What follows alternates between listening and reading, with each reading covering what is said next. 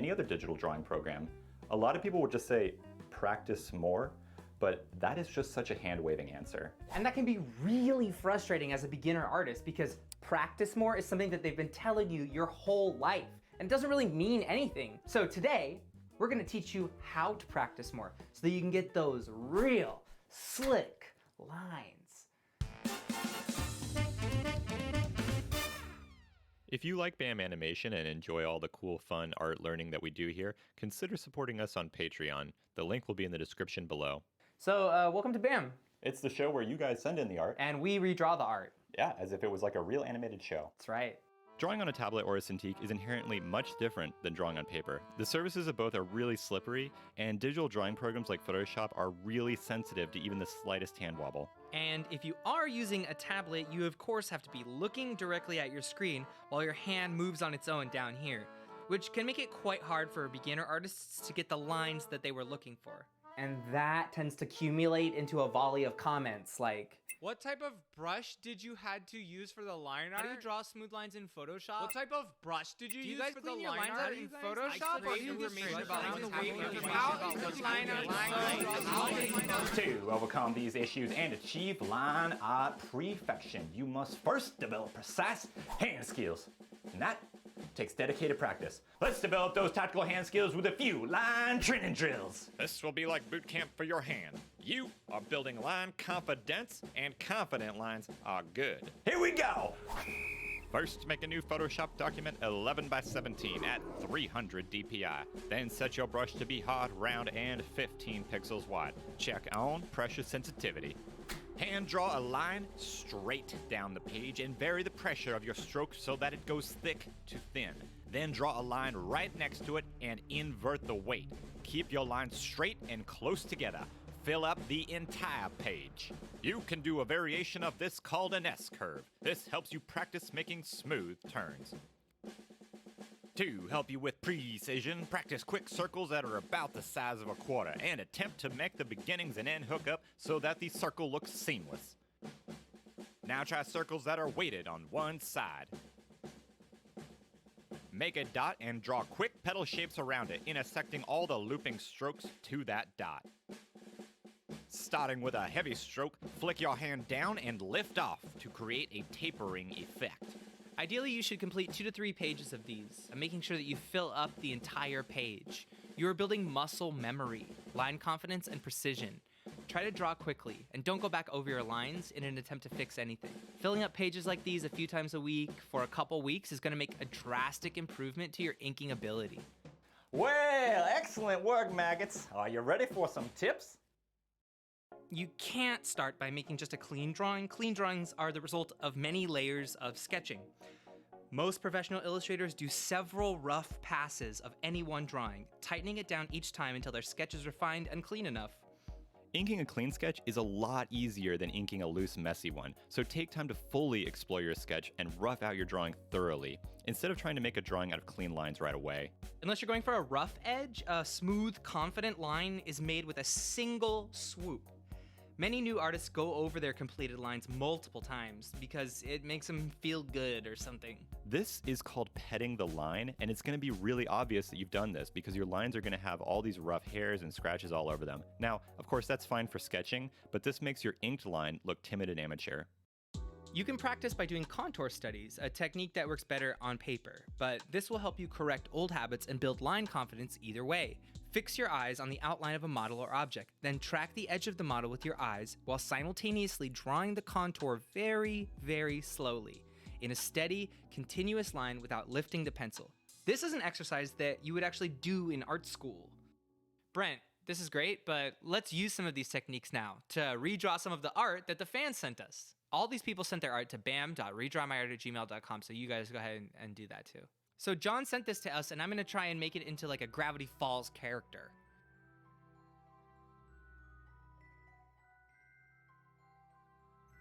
To clean up and ink something like this, you'll want to have smooth, bold outlines for your large shapes and quick, thin ones for your interior. And these are good rules to follow for most inking styles. These rules tend to work because in the real world, there's really no such thing as lines. Lines are a graphical representation of value, so in cartoons, we use weighted lines to express value and form. Once you have foundational inking skills, it will be easy for you to transition between inking styles. It's important to practice proper Photoshop technique and posture. Sitting at the desk, facing forward, place one hand on your tablet and then place the other hands above the buttons Control, Alt, and Z. Because the most important part of digital drawing is to smash these hotkeys constantly. That is the nature of digital drawing. It takes most artists a few tries to get the line they were looking for.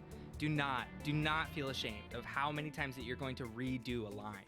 Every professional artist in the industry is mashing those buttons 8 hours a day. You can't be very precise if you're trying to ink a drawing that's like 2 inches across. Zoom in and use your entire arm to get smooth strokes. A fast line is a confident line. Look at the difference that the speed makes. You don't need to worry about ending your lines where they intersect. Trying to do this will make the ends of your lines look a little bit wobbly, so feel free to go ahead and overshoot and erase the tail end. If you do a precise job of erasing, no one's gonna know. Mason sent this one to us, and I wanted to turn it into a character from like a modern TV show like Adventure Time.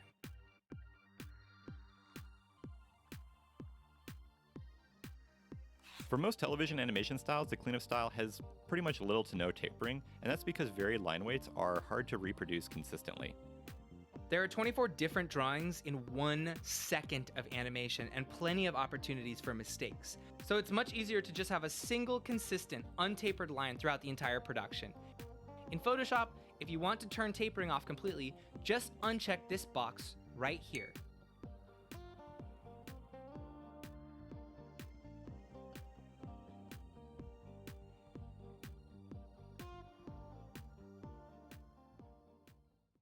So a lot of artists think that their drawing tablet is the thing that's holding them back from making great art, but it's not true. With practice, you can overcome this hand-eye disconnect. A skilled artist can make any type of art on any type of reasonably sized tablet. It just takes longer on a tablet to get the line you were looking for, but the end result is still the same. For very difficult long lines that are hard to draw in a single pass, you can use the Photoshop pen tool. Click the pen and set it to a path. Click once to begin the path, then click and drag your first major curve. This will create a Bezier handle on your path that defines the curve. Keep clicking and dragging until you have mostly defined your line. Then you can switch to the white arrow tool to adjust the handle points until you like your path. Then switch to the brush tool, B, and press enter. It'll stroke the path with your current brush, and of course you can use texture brushes on this too. Hit delete and it will delete the path, leaving only the raster line.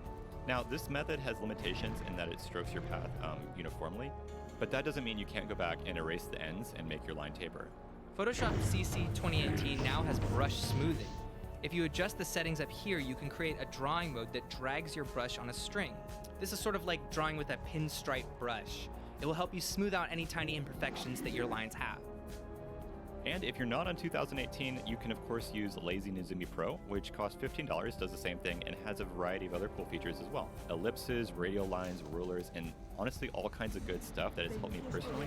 And it works with a ton of programs. But if you want to use the most recent form of Photoshop, you can subscribe to the Creative Cloud plan, which is like $10 a month. So thanks to Josh, we got this awesome drawing. I want to make it into sort of a stylized comic book look.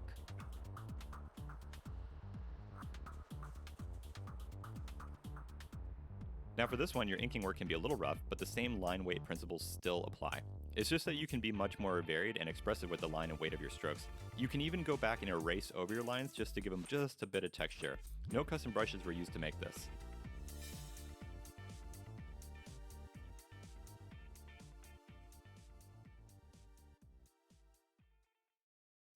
Guys, if you are actually serious about getting better at inking,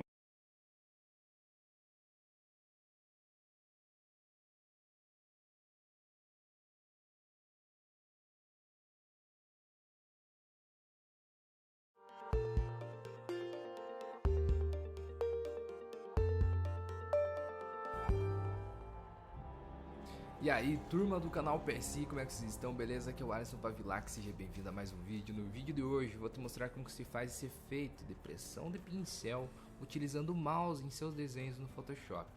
Com a mesa digitalizadora é muito fácil, né? Porque a gente tem aquele controle de quanto mais forte a gente aperta, mais grosso sai o traço. Quanto mais suave, mais fino.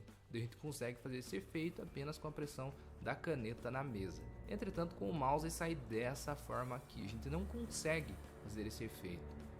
É apenas com a ferramenta pincel, mas tem uma outra técnica que eu vou te mostrar na aula de hoje que a gente consegue sim. E é utilizando a ferramenta caneta na opção aqui, ó, demarcador, lá na barra de propriedades.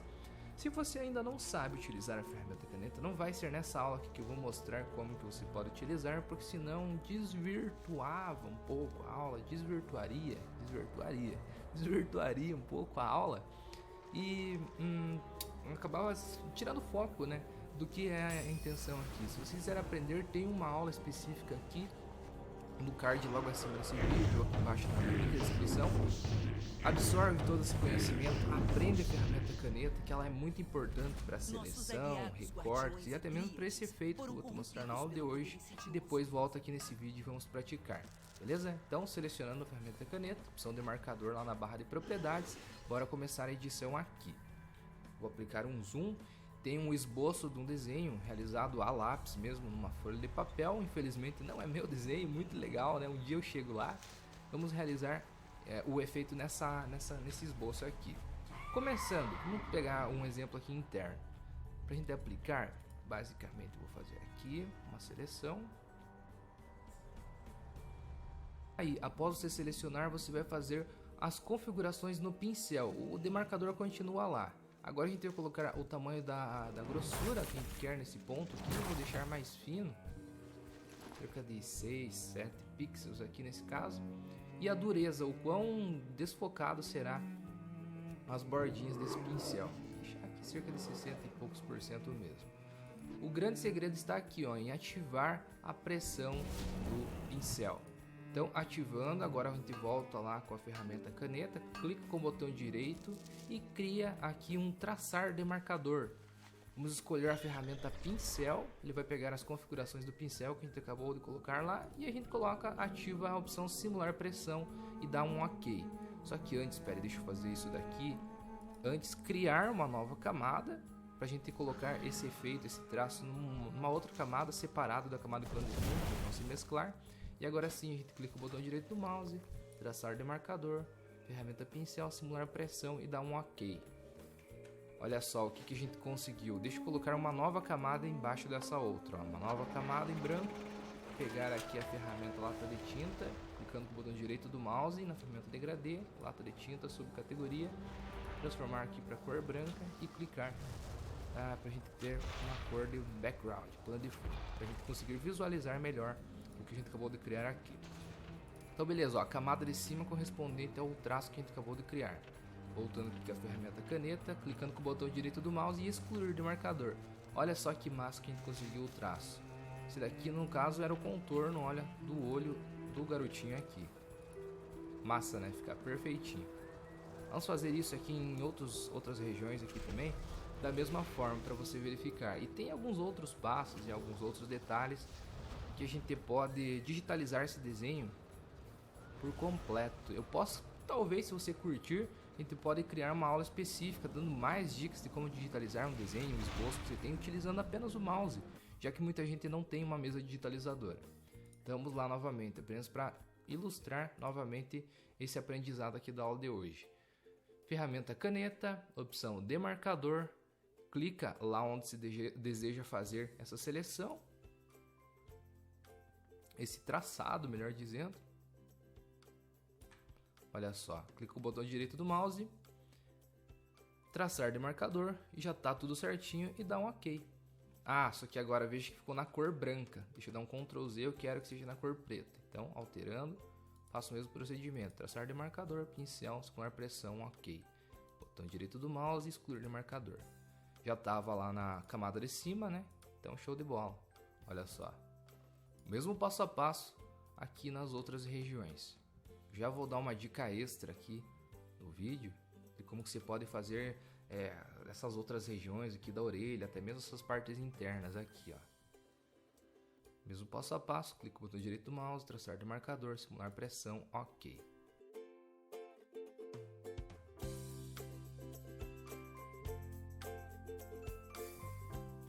E aqui, ó, galera, quando você tiver um traço um pouquinho mais grosso, você pode vir na ferramenta pincel, aumentar aqui o tamanho do pincel. Vou colocar aqui um 12.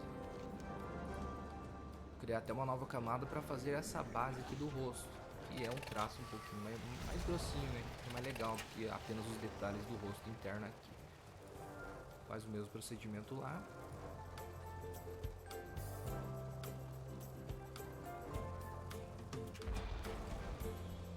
E ó, dessa forma ficou um pouquinho mais grosso a parte externa do rosto, legal? Olha aí que massa.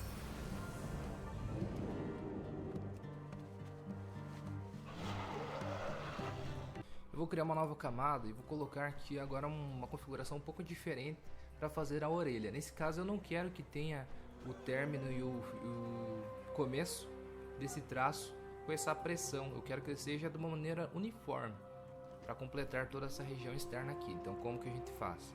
Basta que eu criei uma nova camada, né, para separar, criando aqui. Opa, pera lá que eu não excluí o demarcador, clicando no botão direito do mouse, excluir o demarcador, vindo aqui criando agora a orelha.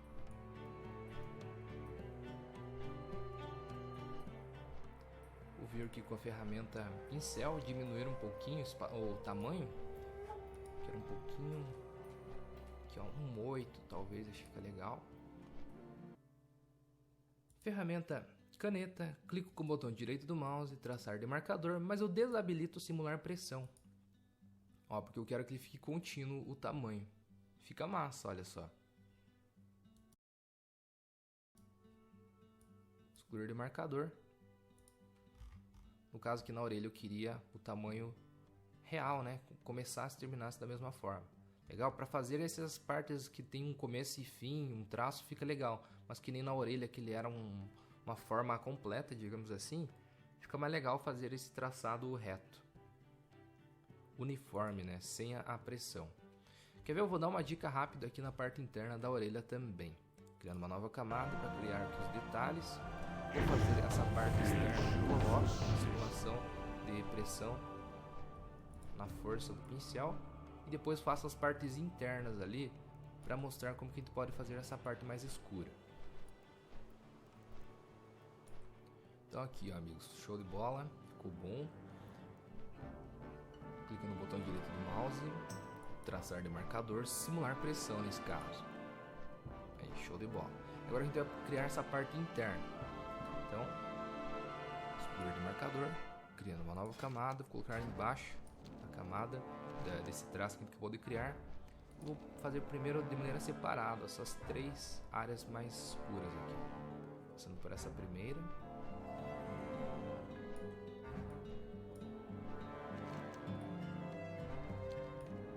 Show? Clica o botão direito do mouse, ao invés de traçar demarcador, a gente vai preencher demarcador com a cor do primeiro plano, ou seja, essa cor que está aqui. Damos um OK, vai ficar tudo preto, né? Só que aqui, ó, ele tinha uma leve suavidade, né? Então a gente pode colocar aqui uma máscara de camada nessa opção e pegar aqui a opção ferramenta de degradê, clica o botão direito do mouse, seleciona onde está aquela tinta. Vamos colocar aqui do branco para o preto, desta forma que está aqui, ó. Então clica na primeira camada, seleciona a cor branca, OK. Na última latinha aqui de tinta e joga para o preto, o mais puro possível. OK. Fechou? Agora a gente vai pegar aqui e deixar no linear mesmo, lá em cima na barra de propriedades, para ele começar no ponto A branco e terminar no ponto B preto. E fazer dessa forma, ó, colocar de cima para baixo. Olha aí que massa, ele vai ficar tipo suavezinho assim, ó. Legal? Vou pegar aqui a ferramenta de caneta, clicar e excluir esse demarcador. Ó, fica dessa forma. E digamos que não ficou bem posicionado como você queria, você pode desabilitar esse cadeadozinho, essa correntezinha que fica ligando a miniatura da imagem da camada com a máscara de camada. E agora clica na miniatura da máscara de camada, pega a ferramenta mover e posiciona onde você quer esse efeito. Massa. Ó, selecionando agora a miniatura da camada, você pode reposicionar. No caso ficou um pouquinho estranho, agora já ficou massa. Vamos fazer as outras partes aqui também. Vou criar uma nova camada embaixo dessa outra. Ferramenta aqui de caneta. Vamos fazer essa outra parte mais escurinha aqui. Mesma coisa, clica o botão direito do mouse e preencher de marcador, ok? Você pode, até para agilizar, pressionar a tecla Alt, clica na máscara de camada, ele acabou de aplicar na camada de cima e arrasta para a camada de baixo, que ele vai aplicar também na camada de baixo. Sem já aquela correntezinha no cabo, porque quando você for mover a máscara não move o objeto da camada. Seleciona a ferramenta mover, clica aqui na máscara de camada e reposiciona. Ó, como que é mais para cima, então a gente pode deixar um pouquinho mais suave lá em cima. Agora clica aqui na miniatura da camada mesmo, ferramenta mover, eu vou reposicionar aqui um pouquinho mais para cima, para ficar show. Ferramenta caneta, botão direito do mouse, excluir de marcador. Aí ó, massa. E agora tem mais uma aqui interna, né? Vamos ver para finalizar. Então, criando uma nova camada e o mesmo procedimento. Hello there, and thanks for joining me. I'm digital artist Aaron Rutten, and these are 10 of the worst digital art mistakes. These are in no particular order. Let's start with the first one, which is incorrect tablet use. You want your tablet to be parallel to your screen, and you want to be right in front of your tablet and right in front of your screen. If you have a sliding drawer for your keyboard, that's a good place to put your tablet, because then it'll be right in your lap, right in front of you. You don't want to be off to the side or have the tablet off to the side, and you don't want to have the tablet turned at an angle. That'll make it a lot harder to get the hand-eye coordination down, and it'll make drawing more difficult and less accurate. So just make sure that your tablet, your screen, and your eye level are all parallel to each other. The second mistake on my list happens when you don't shift the hue of your color when you're shading. So what I mean by shifting the hue is you have your hue ring here, and right now I'm on an orange hue.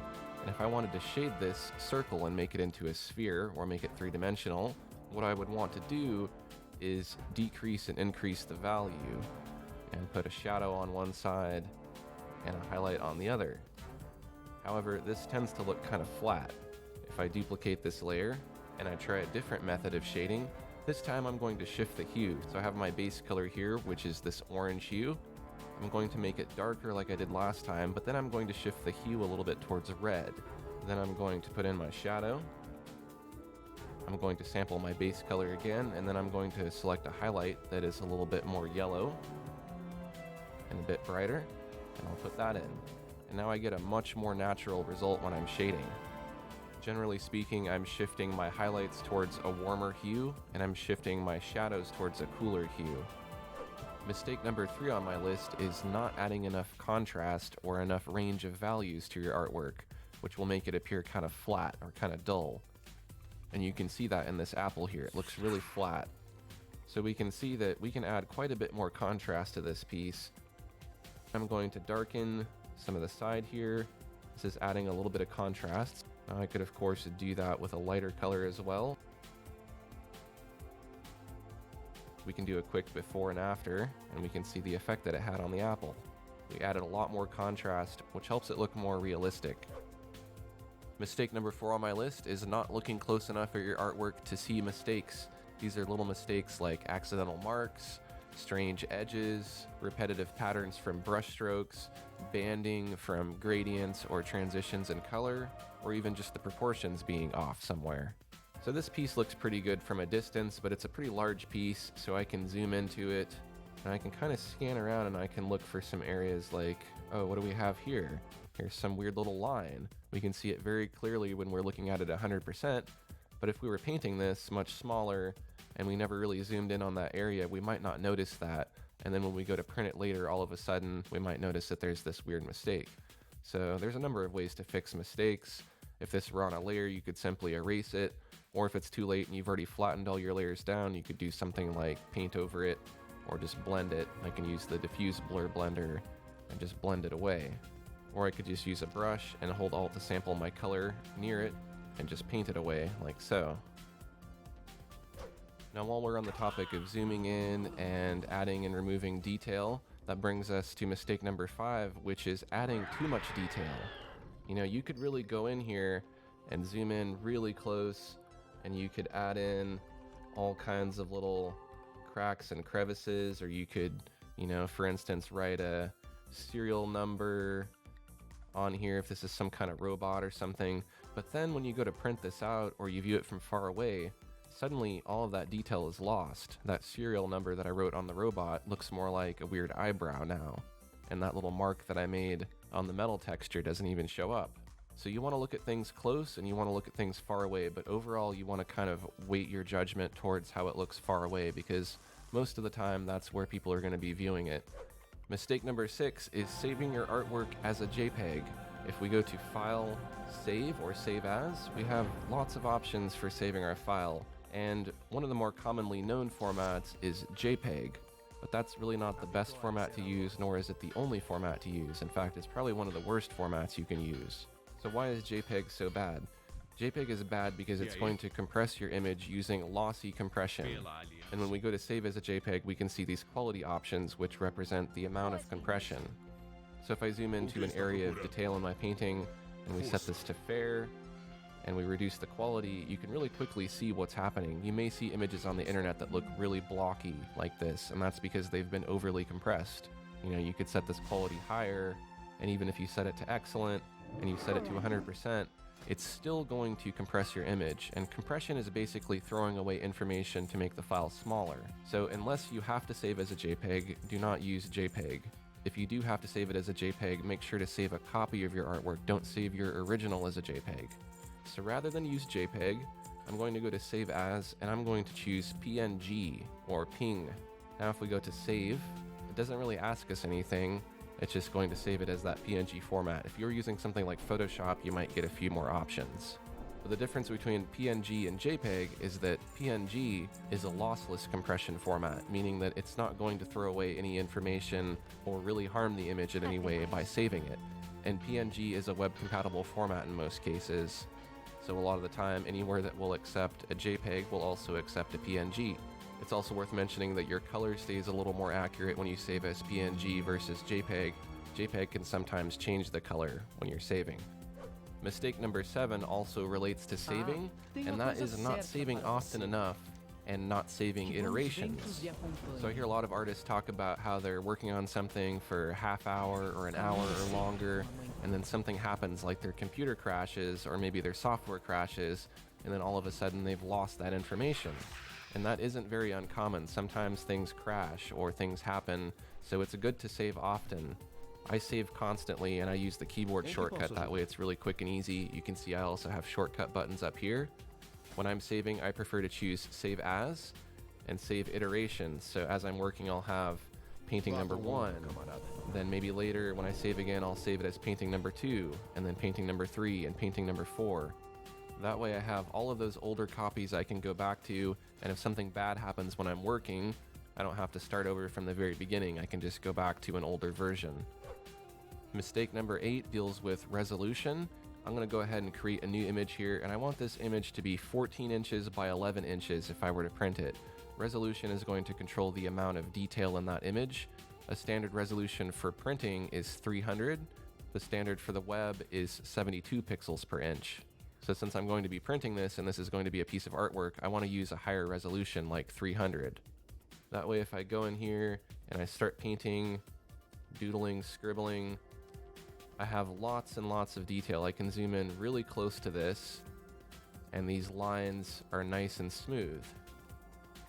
If I create a duplicate of this canvas and I only make the resolution 72, but I still keep the dimensions the same, 14 by 11, and I use that same brush. When I zoom in now, there's going to be a lot of little jagged pixels. You can really see these here when I zoom in. That's because there isn't as much detail or as much resolution. Mistake number 9 is a very common one, and that is destructive editing. What if you have something where you don't know what size you want it to be and you need to kind of experiment and make it maybe bigger or smaller and go back and forth? What you would want to do is use something like Photoshop to turn that layer into a smart object. So I'm going to right click on that layer and choose Convert to Smart Object. And what that's going to do is that's going to lock in the original resolution. So even if I scale it down really tiny and then scale it back up again, as long as I don't go bigger than the original, it's still going to look really good. So I'm going to call that layer Smart. Let's make a duplicate of that layer. Let's call this Dumb, and we'll make this not a smart layer. So to do that, I'm just going to rasterize it, turn it back into a regular layer. Now on that Dumb layer, if you will, I'm going to scale that down really small. I'm going to commit to that change. Then I'm going to transform it and scale it up again. Now you can see what happened here. You can't even see what it is because I made it so small that it was only just a few pixels. And then when I tried to blow it up again, that information was thrown away. So the computer just had to try to guess where the detail was, and it didn't do a very good job. If you don't have smart layers in your application, you could also just right click on the layer and duplicate it, hide one of your duplicates to keep it as your original, and then you could experiment with the copy. And then that way, if you make it bigger and smaller and bigger and smaller and it gets degraded, that's okay because that's just a copy. You can get your size and position correct, and then you can reveal your original layer, take it over there, move it, scale it down, then it'll look nice and clean. If we look at these side by side, you can see the difference that it makes. One is still nice and sharp, the other one's all blocky because we transformed it too much. So when you're throwing away information or permanently altering your image, that's called destructive editing. You want to try to use non-destructive editing, which means you're not going to throw away any information or risk messing anything up. Another example of destructive versus non-destructive editing is using the eraser. The eraser is destructive. If I erase this person's arms, and then let's say I do something like I make a few more marks with the eraser, and then I exceed the number of undos I have available. If for some reason I wanted to go back and bring the arms back and I try to use undos, I can only go back so far. So now those arms are gone and I'd be forced to have to redraw them. Now, that's not so bad if you're just dealing with a stick figure, but there's a smarter way to non-destructively erase, and that is to add a mask. So I'll click on Create New Layer Mask.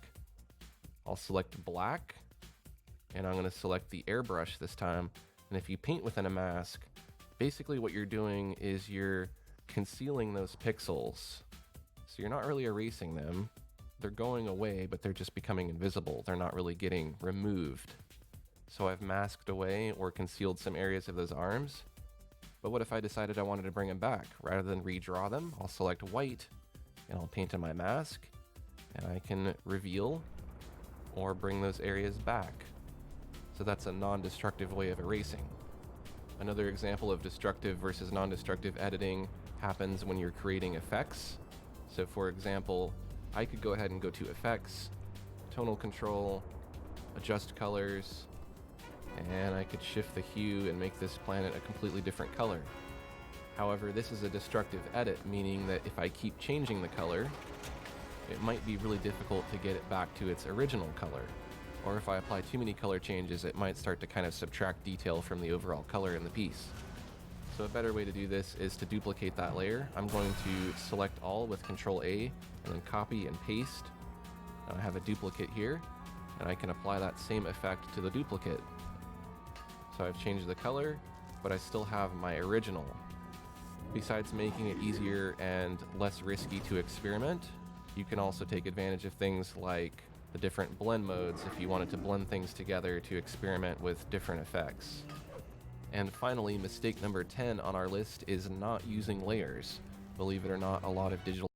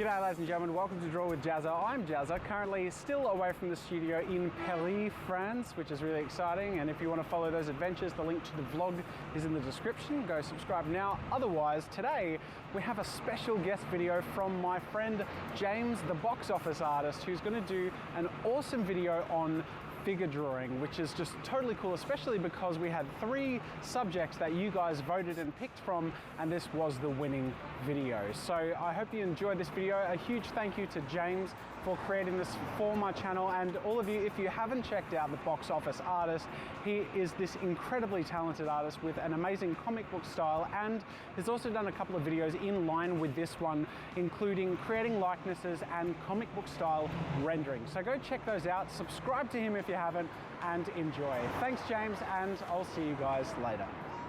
Thank you so much, Jazza, and thank you again for the opportunity to be on your channel, to talk to all of your fans. And I want to thank each and every one of you, all of you who have watched my previous tutorial video, how to draw robots and mecha suits. So the question is, how do you draw the figure dynamically? Well, when you break it down, what you got to start off with is what each and every one of us have, and that is the bones, that is the skeleton. Okay?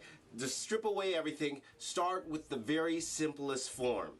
Okay, because if you could draw this, if you could convey action, if you could convey drama with the simplest form, once you have that down, then you could build on top of that, add the details on top of that. One of my personal heroes, his name is Jim Lee. I'm sure all of you guys know him, Jim Lee. Right now he is one of the chief, I think he's the chief creative officer of DC Comics.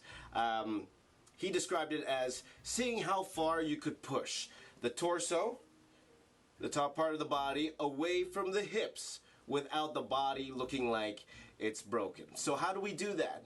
We do that with things called lines of action, which I will teach you. We do that with exaggeration, foreshortening, which I will teach you guys how to do with the human body. For example, foreshortening. If I were to do this to you right now, right, and depending on the lens of your camera, if I do this to you, you see the relative size of my hand to my head here, right? And if you look at it, it's not, you know, it's pretty small, actually. Even like this, the hand is smaller, right, than the head.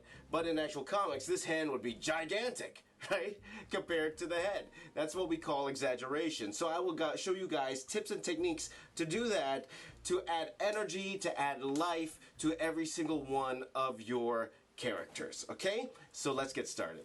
Okay, today, so I'm just using a regular Strathmore Bristol board, and I am using, to sketch out, just because we're doing our sketches, I'm using a Micron 0.8 size ink pen, and this is just to rough out some forms, okay? So I just wanted something that's a little bit thicker, just so I could play around with it. I didn't want something as thick as a Sharpie when I'm playing around trying to figure out poses here, okay? So this whole exercise here is just trying to figure out what pose I want Black Panther to be in, okay? So I'm gonna start with something very simple, which is the skeleton, okay? So you guys know how the skeleton, a lot of people, when they come to me, they say, oh, you know, I could draw really good stick figures. Well, I'm like, you know what? That's the basis for a good drawing. This is the stick figure. And usually when I draw the stick figure, as you can see here, right? These are the points that I usually do, okay? I just find out where the joints are. So you get your hips, okay? And then you have, this will be the torso, this will be the head, and the hands. So usually, this is what I draw whenever I do a skeleton, okay?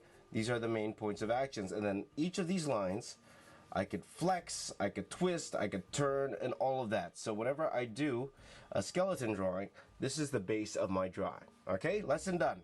Actually, no, okay? So, this is what we're gonna do. We're gonna take this, and then we're gonna try to draw some dynamic shapes with it.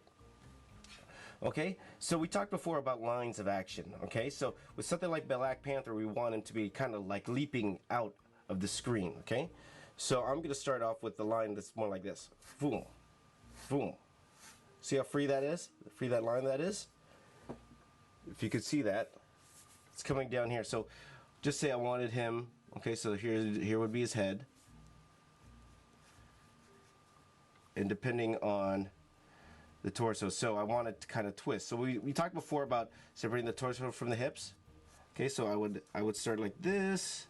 Okay, so maybe the shoulders are here, and then I twist that down here, and then we have the hips. You see how that twists here? Twist is kind of like it twists around like this, twists around like that, right? And then maybe we can put him up here. The knee will be here, down, down, and then maybe he has his arms here like this, and then it will go in front like this, his arm. Back there, okay? And then we have one of those gigantic knees coming forward here like this, okay? So you see, you can already see kind of what's going on here, okay? So again, this is a rough sketch. Nothing finished for sure. Well, if you can kind of tell what I'm trying to do here, okay? So I'm gonna go and take the skeleton and I'm gonna start in roughing in the form. Okay, so I'm gonna go in here, and then this is his chest area here like this, okay? And then we have this hip area here like this, okay, to his knee. Okay, so that's his leg. Okay, and then this would be his rib cage here. Right? Right? So you can start seeing everything coming into play. Okay, so this is his arm here. So you got his shoulder, as we did here, his shoulder. Okay, and then we got his forearm here. And then his hand would be here. And I already exaggerated the hand, but we'll work on that in a second. Okay, so then I got my arm here, and I kind of want the arm to kind of go back into space a little bit, right? Like that, right? Now I'm looking, this thigh might be bigger, because I want this knee to come forward more here like this.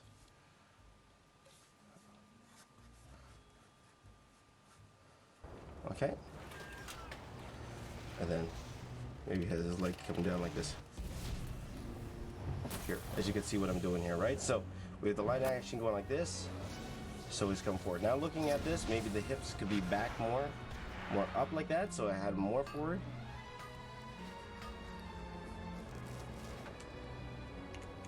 So we'll start with there. Let's take a Sharpie just to solidify some of these lines, just so we could see what's really going on here. Okay, so I'm just gonna go grab a Sharpie here, just so I could, for my own sake, kind of see how these extra forms would look, and just to see if I like it.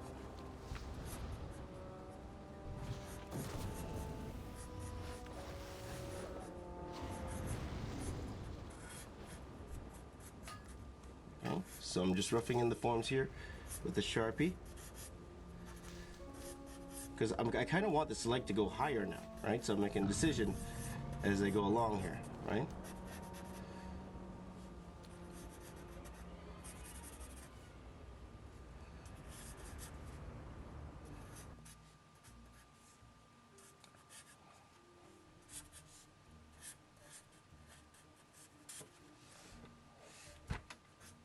And then Black Panther has these claws here that go like this.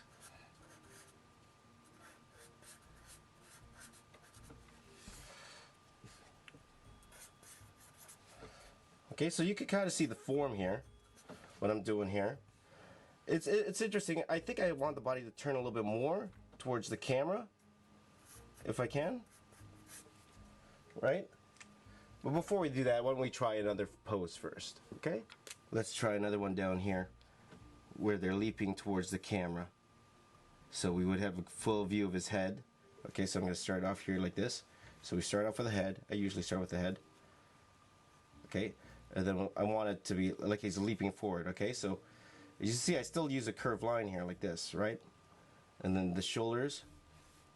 See how I bend this line here? How I bend the shoulders here like this? Right? And then the hips are way back here, and then the knee will be like this, and then this leg is going back in space. Okay, and then I want the type of thing where, you know, he has like clenched fists coming forward like this. Okay, so let's start filling in the skeleton here. Okay, so here's the chest area. Here's the shoulders, here's the rib cage, back in space here. Okay, then we get the hips back here like this, and then we have this leg coming forward. This other leg going back here like this, so it would be really far back there like this. Then we have the foot here. Then we have the hands going like this, okay? Or maybe he's doing more like a rah like this, because I like, you know, one of the things about Black Panther, you want to see his claws.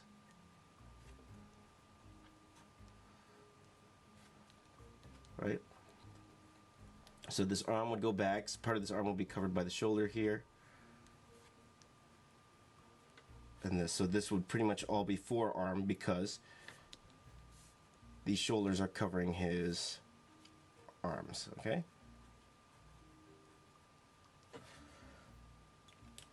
Okay, that makes sense here like that. Actually, let me bring the camera down a tiny bit so you could actually see the whole thing. So why don't I go ahead and take this, and then we'll use the Sharpie again to kind of strengthen these lines here like this so we could see what's going on.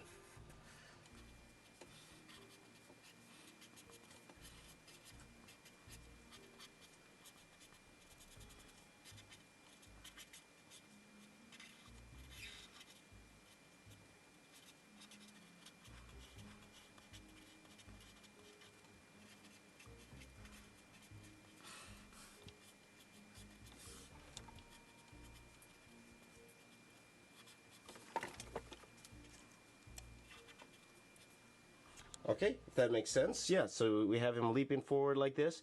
As you see, we exaggerate this leg so it comes forward. We exaggerate his torso come forward. Like, honestly, this could probably be skinnier. And so, his stomach area, right? And then back here, let's cover that in shadow here like this. So again, I'm just roughing this out just for my sake, so I'll understand when I transfer this to the actual board how it might look out, how it might look. So just adding a little bit of shadow just so I could define the form a little bit more, just for my purposes again. Like again, this won't be finished drawing at all. This is just sketching it out here. Okay, so something like that. That's a very interesting pose, actually. That's a very, very interesting pose. Okay, let's try another one. Okay, let's do one where the hand is kind of like reaching out into your face. Into your face here, okay? So this time around, I'm going to start with the hand. With the hand, and we're just represented by a circle here, because we want that to be into your face, right? Okay? Okay, so as you notice, this is the hand joint, this is the elbow, this is the shoulder. You notice how I already try to start putting this in perspective here? Right, this is bigger, not as big, smallest, right? And then we got the head here going like this.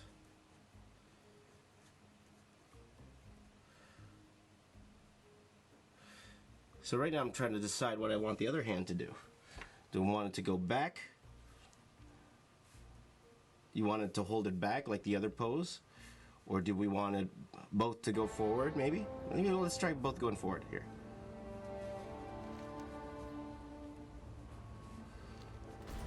Okay, so then we got the shoulders going like this. There's the head.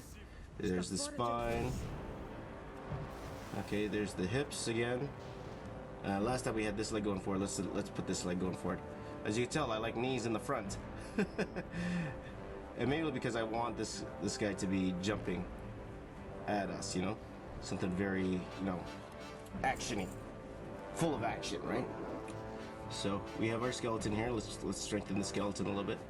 So there, to the knee, the other knee, and back. Okay, and now let's try to fill it in now. So I'm actually going to start with the hands here.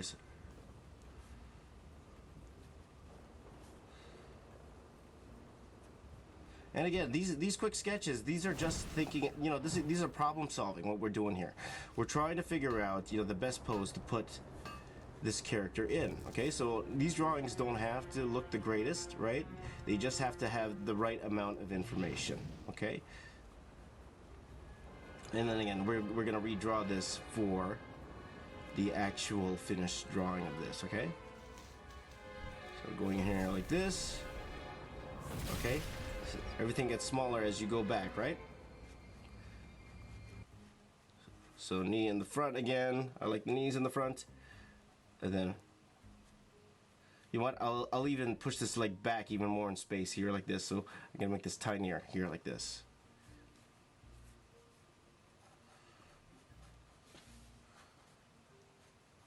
So this is the tricep here. This will be smaller here like this, okay? So if you can see what's going on there, let's get a Sharpie again to strengthen some of these lines. And again, this is just for our mind.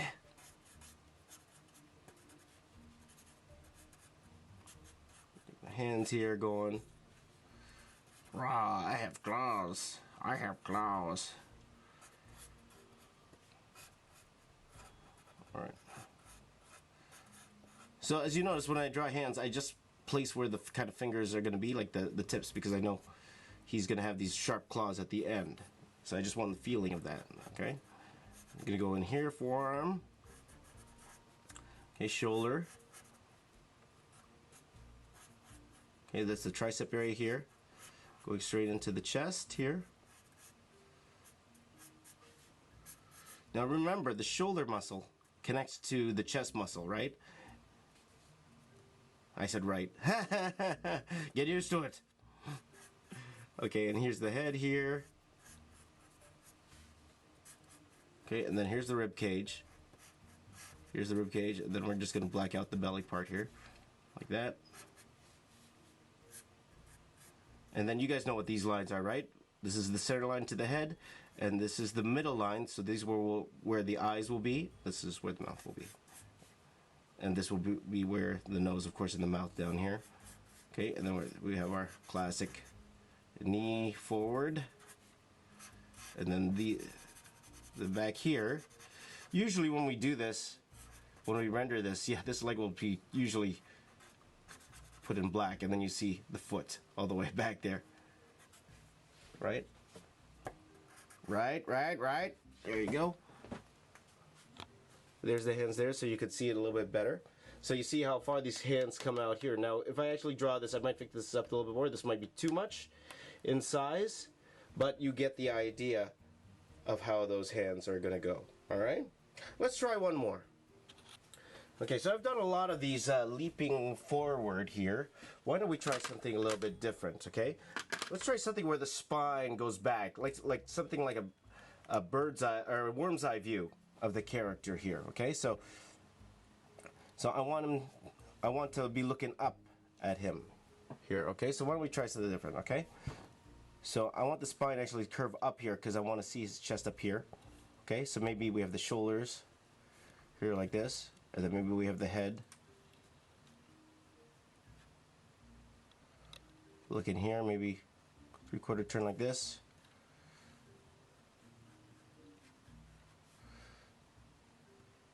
I'll usually always have like a knee forward, like this, and then maybe the hand would be like here, the elbow, and then join that together, and maybe the other hand here, the shoulder, the elbow would be like here like this. Okay, so here's our skeleton. Okay, and maybe we'll put this down, cut into his other hand. Okay, so let's try filling this in now. Okay, so let's start with the torso here. Okay, fill it in. These are the hips. So we're actually going to turn these hips down a little bit. Okay, and then we have the knee like this.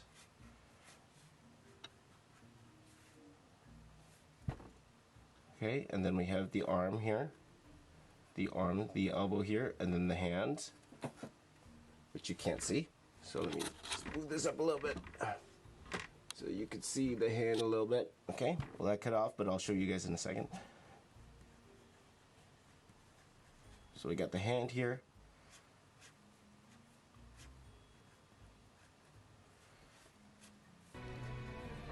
Okay, so he's more like looking up, ready to fight. instead. I might actually push his head up a little bit more.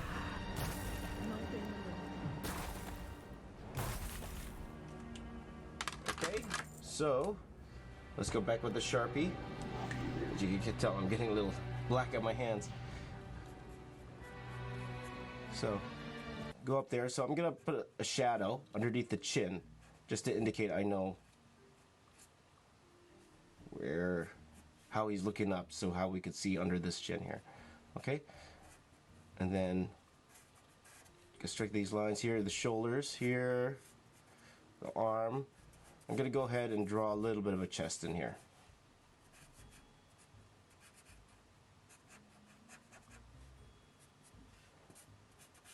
Okay, and then rib cage here, rib cage here.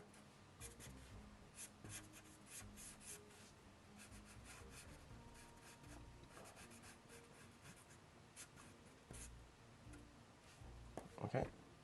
Okay, so this is going back here like this. And then we have the thigh, like we've been doing. We're doing a lot of knee in the front. Look at my knee. Okay, and then the other leg will be going back like that. Okay. So I'm gonna just darken this down here just so we could kind of see what's going on. Add a little bit of contrast, okay? Sometimes I'll even do that here. Okay, and then quickly add some claws. Because what makes Black Panther cool is his claws. That, and he's just a cool character for sure. So here are the 4 sketches that we did. Okay, so you could really see the different lines of action. We have a line going like this to this guy, boom, here like this. This one's more curved backwards. This one here is more like that, right? Coming around towards you. Same with this one, coming towards you, right? So we should feel that energy, that particular energy. Like if anything, I would probably lift this leg up even more, like that, right? So that's the whole point to exaggeration of the figure here. So I'm looking at these 4 sketches here, and I kind of like this guy. I kind of like this guy. I also like the way this hand comes up here. So for sure, I think I would like him leaping towards the actual camera itself. This is really cool. I like this as well, but I think I prefer him leaping towards the camera with a hand kind of similar to this. So I'm going to do one more of these over our little rough skeleton guy here, and hopefully that will be the final pose that we go for.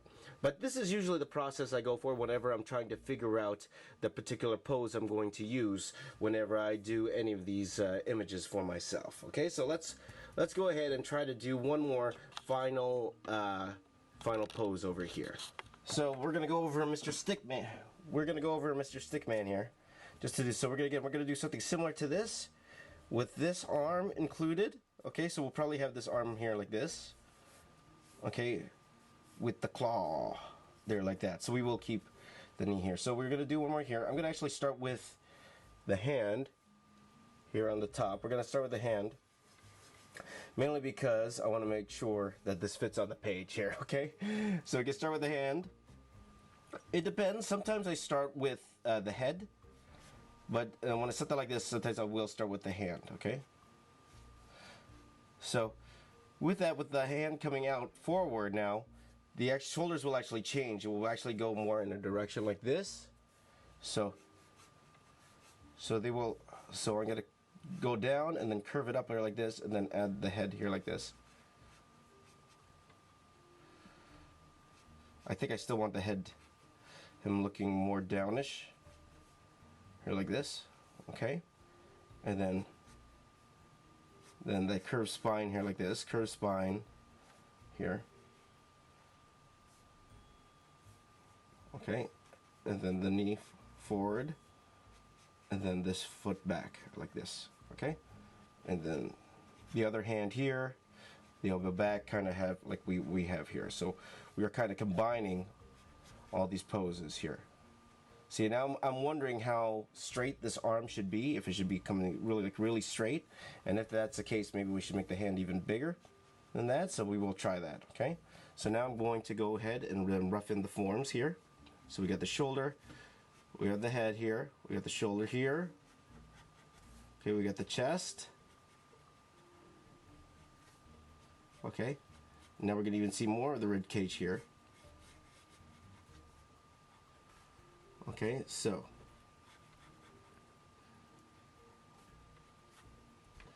Okay, so we're going to go forward here with the arm.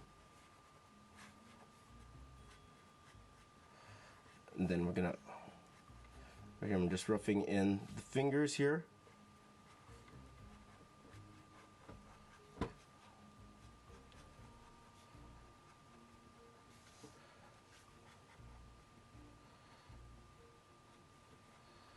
Okay, I'm actually inclined to move this leg over a little bit more.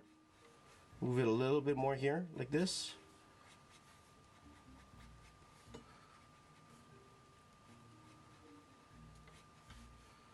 Okay.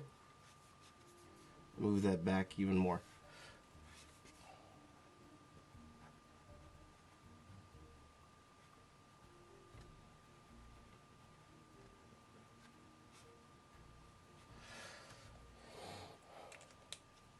So here we go. So I'm going to go ahead with the Sharpie just to strengthen these lines here.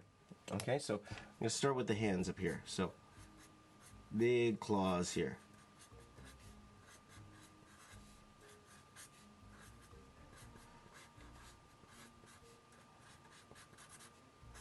Big claws. Okay. Then we do the forearm here, into the bicep here, into the shoulder. It helps guys a lot if you guys know your anatomy. Okay? Study anatomy. It will help you when it comes to these forms. Okay? So you understand where things go. Right? And that's another topic altogether for sure. Anatomy. So, okay, so this is his head here. Okay. And then the chest here like this.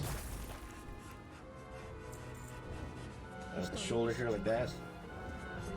Here. I'm gonna go ahead.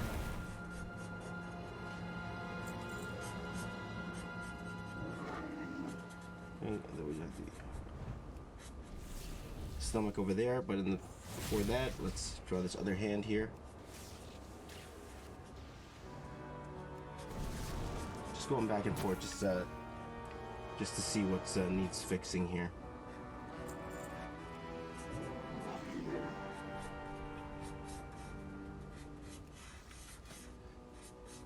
Okay, so here's the thigh. Okay. Then your hips here like this, the other thigh going back into space here.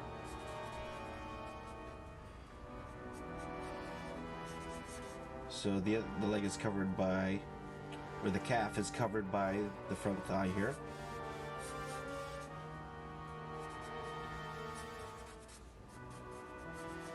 And then the other leg like that. Okay.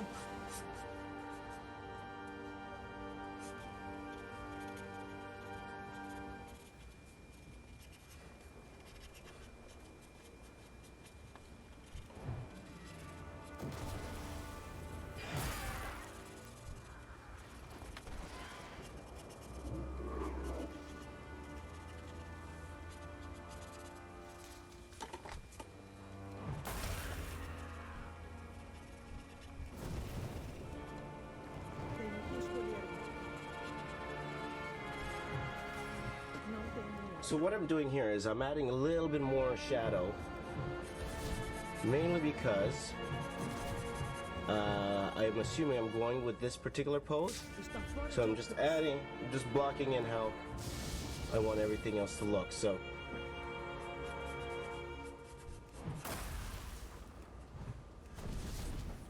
okay, so I'm taking a look at this here like this, and it's pretty interesting here what's going on. To be honest, I'm still going back and forth with this one and this one because I kind of like this one too, but I do kind of like the hand here, and the shoulder might be a little bit too big here like this. But that is usually my process whenever I'm trying to figure out a specific pose for an image I like to do. So Okay, so what I usually do at this point is I will take this, I will scan this in, and I will probably try to adjust this a little bit more in Photoshop. You know, warp things, you know, try to exaggerate things even more, just to see what I like, and then I would print that out, and then I would transfer it to my actual drawing board. Okay, so let's see how that works right now.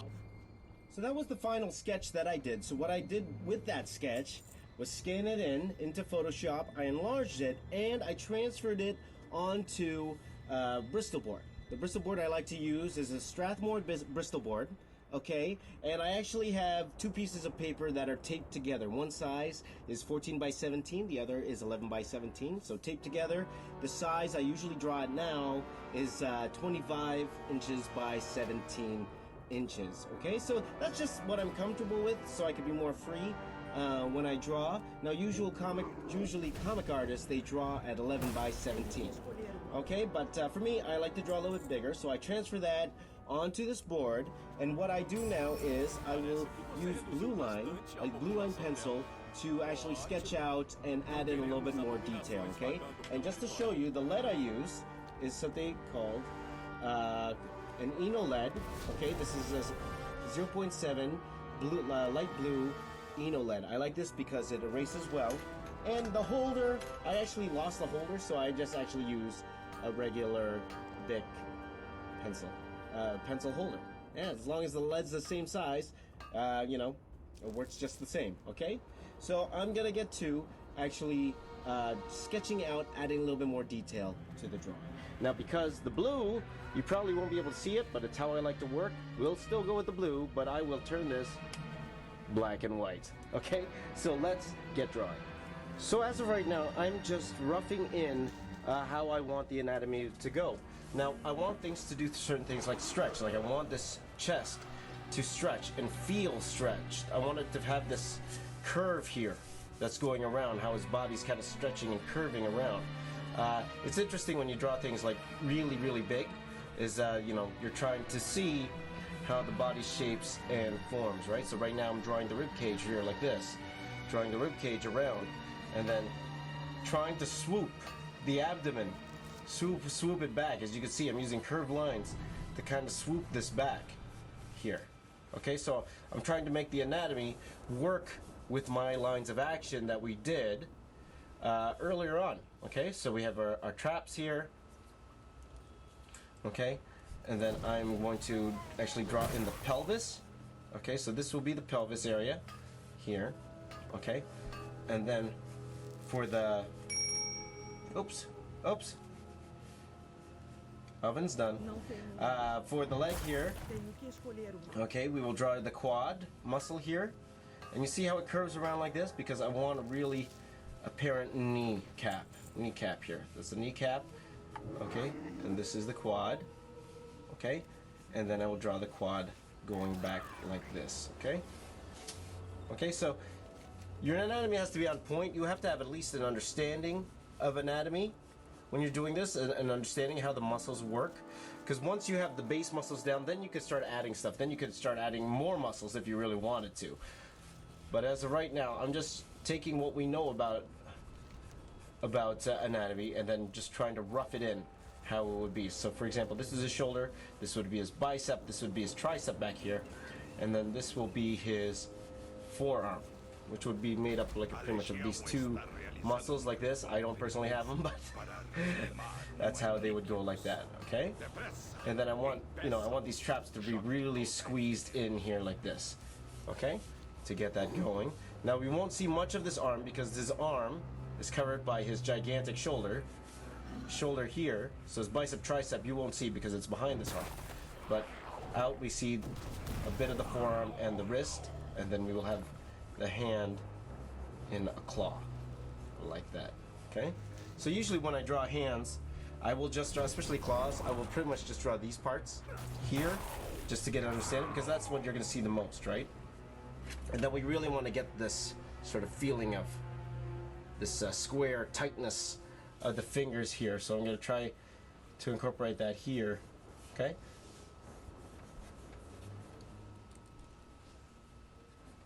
okay, and then back here like this. And this is foreshortening here. This is what we call foreshortening, where the leg goes back in perspective here. And sometimes I'll draw these like circles, just so I can have an understanding. Okay, this is the volume of this particular shape. What you might find, guys, is that if you don't think in 3D, sometimes your drawings turn out pretty flat. It will feel flat. So that's what we want to do here. We want these drawings to have a bit of dimension to it, a feeling of dimension to it. And then that's what we are going to do here, okay? So there's the basic anatomy. This is the basic anatomy, how we're going to do it. I'm going to step back and take a look. And then now I'm going to rough in some details, okay? And then we are done for this tutorial, okay? But yeah, so I'm going to go quickly. I'm going to speed this up a little bit, and I'm going to start adding some costume detail before we wrap up.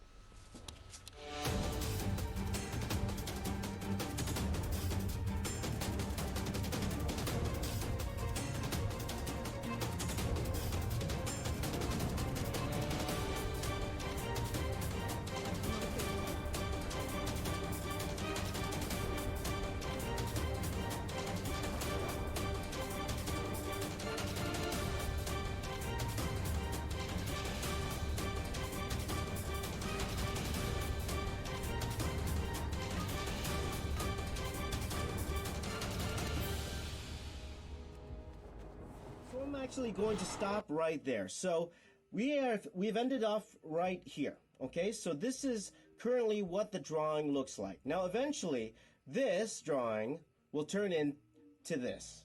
Okay? Because I'm going straight to ink from this blue line image into this fully rendered image. So the question is, how do I get there? Well, I'm going to teach you. Like we talked about before, the poll that Jazza had on his channel, it was neck and neck, right?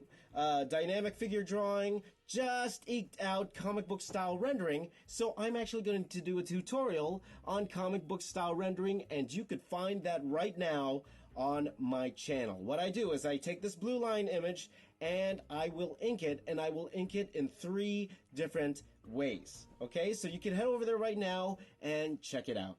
And when you're over there, if you like what you saw, and if you like my other videos, feel free to go around, check out my other videos. And if you like what you see, I would appreciate it if you would consider giving me a little subscription. That'd be great if you hit that subscribe button. And if you followed me on social media, Twitter, Instagram, Snapchat, at Box Office Artist. I also do a daily vlog, and where I just outline my progress every day. I just recently quit my job, and just to go full-time into YouTube and to illustration, so you could catch me daily trying to grind on my YouTube channel, my other YouTube channel, youtube.com/JamesRays. But right now, this tutorial is on my main channel, youtube.com/TheBoxOfficeArtist. So once again, I want to thank my main man, Jazza, for allowing me to take over his channel once again. And thank you all for watching. And if you haven't already, what is wrong with you? Please subscribe to Jazza's channel. Please subscribe to him down below. Check out his daily vlog channel, youtube.com/dailyjazza. And he is an inspiration to me and inspiration to everything I'm doing. So once again, thank you, my man Jazza, for allowing me to do this. And thank all of you for watching. I hope you learned something. Any questions that you have, please ask them in the comments below. I will try to answer as many questions as I can. And if you try to draw following along, please send to me those drawings as well. I would love to see them. Thank you so much for watching. My name is James. I'm the Box Office Artist. I'd like to say, keep drawing. Thanks for watching. Make sure to subscribe to my channel for new content every week. If you want to support my work and get some goodies for yourself, head over to my store for archives, ebooks, digital brushes, video courses, and more. If you enjoyed this video, here's a link to another video you might like from this channel. And if you want even more, make sure to check out all my behind the scenes action on my vlog channel, Daily Jazza. Draw with Jazza is proudly sponsored by Adobe. Join the Creative Cloud today and get loads of incredible creative tools like Photoshop, Animate, Premiere Pro, and other apps for your computer or mobile device. That's it for now. Thanks for joining the Arty Party, and until next time, I'll see you later.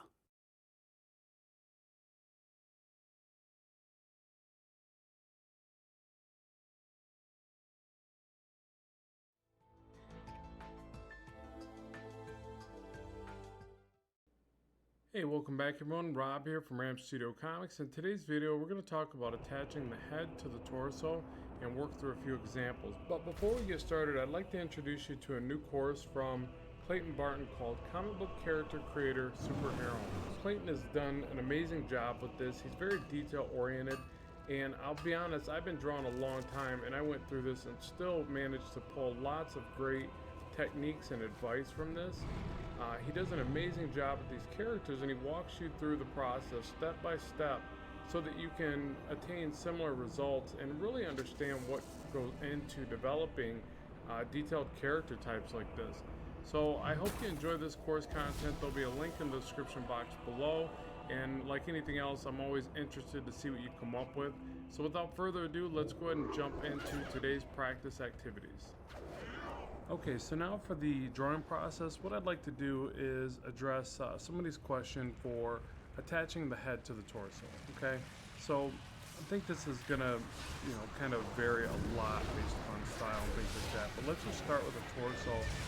And, like I always say, start as basic as you can. So just a torso, front forward facing. I like to do this kind of Superman shape, a little bit, kind of looks like a Superman logo if you were to bring it all the way down like that, but really I just get the top portion, kind of chop off that little triangular shape. So just kind of this bowed out chest shape for basic geometric, shapes or whatever, and then kind of a V with or I guess a W, sorry. I don't know my letters. There's a W right there, and then a cylinder shape for the waist. Okay, so this is kind of more masculine, but not necessarily. You could definitely modify this and even get to a female chest, and then a V for the collarbone. Line down the middle. So some pretty basic shapes. Hopefully you see that for a torso, and then obviously shoulders can be attached, and you just kind of keep building out. So when attaching the head to this, I think that probably the trickiest part, and obviously it gets a lot trickier for angled shots, which we'll get into next, but the trickiest part is really defining the size of the head, especially if you draw the torso first. So a lot of times I recommend drawing the head first and then building down from the head, and I've got videos on that. Obviously you can check on the channel here for proportions and the 8 or 8.5 heads tall model. Different variations occur for different character types, but in this case we're just going to draw an oval or ellipse for a head shape. Now remember, generally you're going to start with a circle or sphere first, and you're going to build off of that, and you're going to flatten out your sides. You're going to add kind of a wedge or box shape for the jaw, and then to extend it down, you're going to find where your jawline is, kind of chisel that out, figure out if it's again more masculine or more feminine. If it's more masculine, you're going to do something like this. If it's more feminine, you're going to bring in more of a point to the chin and more of a curve to the jawline. So just, for quick, basic interpretation of that. And so then you're going to bring that neck down, and you're going to connect to the, kind of the center of the collarbone. So really what happens is the neck, the two sternocleidomastoids go down, and they kind of make a V into the center of the collarbone. Something like that. But now the reason why a lot of this varies is because if you're doing something that's more muscular, they're going to have these big trapezius muscles that come down like this. If it's somebody that's skinnier and less muscly, it's going to dip in more. And again, based on the angle that we're at the character, these collarbones are going to be higher or lower by comparison. But really, I think the main difference is how much muscle you pack on right here for the type of character you're creating. Now, as far as the distance for the neck, I would say it's probably half the height of the head. I could be off there. I honestly do it visually as I do a lot of things, but I think it varies a lot. Like I've definitely noticed that with different people, that their necks appear very different, and it's probably mainly because of things like posture. So that's why it becomes so tricky, and there isn't a cookie cutter scenario for this. It's going to vary a lot because based upon the posture, based upon the musculature, based upon the character's proportions. So let's just start right here, and we'll say that this is our first example of how to attach it. Now, if you break down the neck into a basic shape, you would say, well, it's just a cylinder, right? So here we got a cylinder, but it's more complex than that, or I don't want to say complex because the neck really isn't that bad. You're going to have the V shape from the sternocleidomastoids that come down. You're going to get a little bit of a U shape for the center of the neck, you know, that little bit of a bump that you get. And then it also widens out, and it kind of, the muscles sweep down, at least this is what I noticed, they sweep down into, you know, you've got the collarbones here, and you've got the trapezius, they go behind it like this. So these are the basic shapes that I see anyways. Now, I'm kind of over illustrating these. And these ones I think come down, and forgive me, I don't know the names of these yet. I really just kind of fake it in this specific area. But that's kind of the shapes that I see. So let's go ahead and bring this off to the side. Let's create a new layer here. And let's try it from a different angle, because I believe the question was, you know, attaching the head to the torso, and I would imagine it's more on the angle shot. So one of the ones that's real popular in comics, you know, is the kind of tough guy pose where the body is tilted over. So these are the collarbones right here. This is going to be the trapezius. I start with a basic line just kind of curved, okay? And then I'll attach some shoulders with some basic circles, spheres like that, whatever, you know. And then the pectoral muscles are going to be hidden more, so they're going to downslope. The center line of the chest is going to start to be angled because it's got to angle away. And then if we were to attach the neck, we would draw this opening of a circle. You know, just picture like the, you know, characters, one of your superhero figurines, the head ripped off or whatever. Sometimes the neck pops off or something. So there's that. There's that big opening for the head, or neck, I should say. So now the tricky part is with this downward turned character is how do you attach the head to this, okay? So, or the neck, you know, neck and head. We're just kind of combining that. So the thing I say there is really just kind of place the head right over top, and it's going to be a bit larger because it's in front of and closer to the viewer now. So let's start with that sphere. Let's find a center line to the face. Now we got to determine whether or not this character is looking up. Now generally, you know, for comics, that's kind of what you see here, is the character's leaned over in this kind of tough guy pose, and they're looking up, and maybe their eyebrows are tucked down just a little bit, but they're looking up with kind of a, you know, ready to fight kind of look. So let's say that the brow is right about here. You could start doing some of the Andrew Loomis method where you find the side of the head, plane change, and you cut it into quadrants, and then that'll give you your brow line. Kind of bring it over in a bit of a curved line this way, and find the front plane change. And again, I've got videos on the Andrew Loomis method for drawing the head, so you can check that out. But so then you find the center line this way, okay? And then we bring that down, and we find the bottom of our jawline. And you know, you can do all the divides and figure out the side of the chin and blah blah blah. But really, you can just kind of visualize this. Okay, so we're talking more about trying to connect the head. So I don't want to get into every detail of drawing every part of the face. Some of this we're just going to skip along, and you can resource the other videos. So there we've got a head attached. Now, we know that our opening is somewhere back here. This was just a loose guess, and you know, we just went by a center line basically. So you're always going to want to find center in pretty much each part of the greater whole. So the torso, the face, I mean, everything. You can find center lines to the shoulders, and all of these little sketch lines and divides are going to help you kind of figure out placement of the next thing. So it's like you always hear me say, it's like an extreme game of connect the dots.